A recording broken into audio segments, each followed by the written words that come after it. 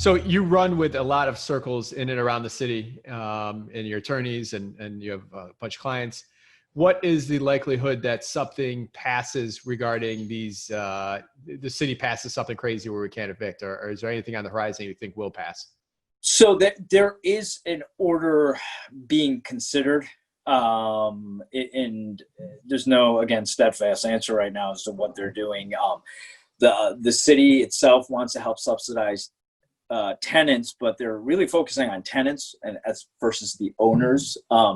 So there's a lot of shifting of the burden onto the property owners, which I think is going to probably affect smaller landlords versus the bigger real estate investment companies, as to whether or not they're going to allow these eviction go. So there's a lot of give and take that's going on between, and this is not just in Illinois, this is not just in Chicago, it's nationwide, where the burden, if it falls on the property owner, I mean, they're taking money out of their personal savings to kind of pay their loan that they have to pay while they're not getting rent.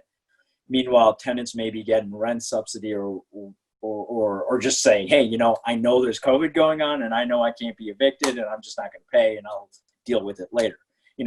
One thing for those tenants to remember is that you're still in breach of the lease. That doesn't mean the lease that exists is gone. You still owe that money. Now, if tenants are listening to this, pay your rent or talk to your landlord about it.